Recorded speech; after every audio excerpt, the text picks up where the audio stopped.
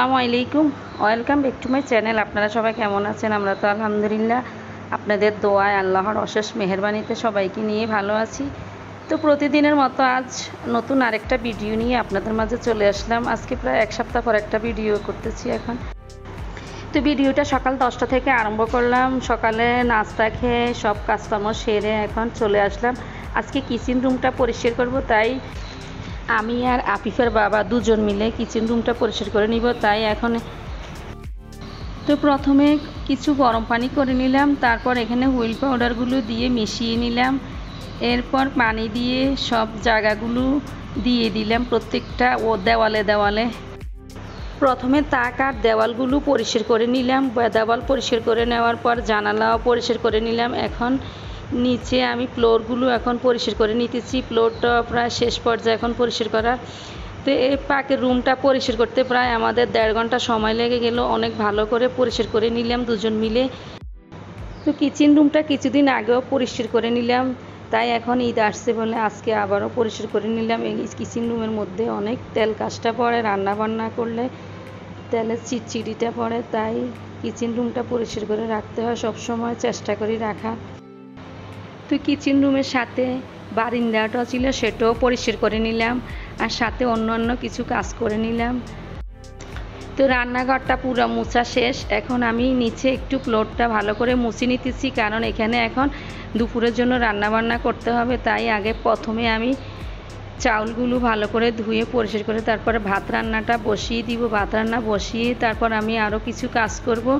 এদিক দিয়ে ভাতটা হতে থাক চুলার মধ্যে, আর আমরা বারান্দাটা একটু পরিষ্কার করে নিতেছি। বারান্দার গ্রিল আর ওয়ালগুলো ভালো করে মেজে ভালো করে পরিষ্কার করে নিতেছি।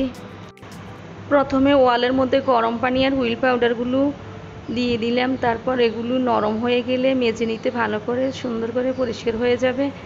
তাই আমরা প্রথমে এগুলি দিয়ে পরিষ্কার করে নিতেছি, আর নিচের ফ্লোরটাও পরিষ্কার করে নিতেছি। তো বারান্দাটা পরিষ্কার করার মাঝখানে আবার এসে দেখলাম যে পাকের রুমের মধ্যে রান্নাবান্নাগুলো। তো আমি আমার বড় মেয়েকে আজকে বসিয়ে দিলাম যে তুমি রান্নাটা করে নাও আজকে দুপুরের।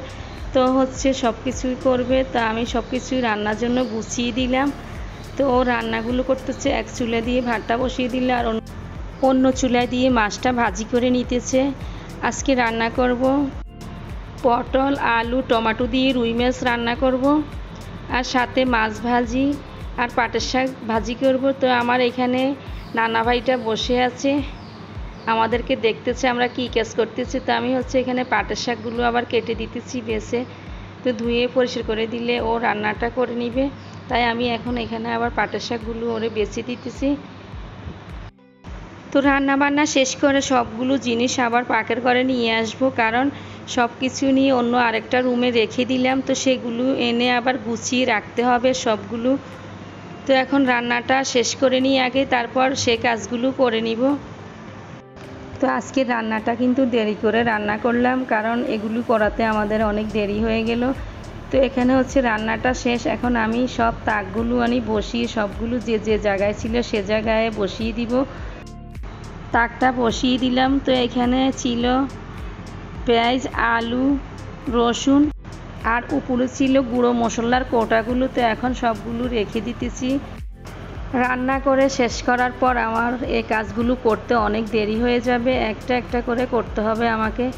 তো আমি সবগুলো গুছিয়ে এখন আবার আরেকটু ভিডিও করে নিলাম, দেখতে কেমন লাগলো আপনাদের থেকে।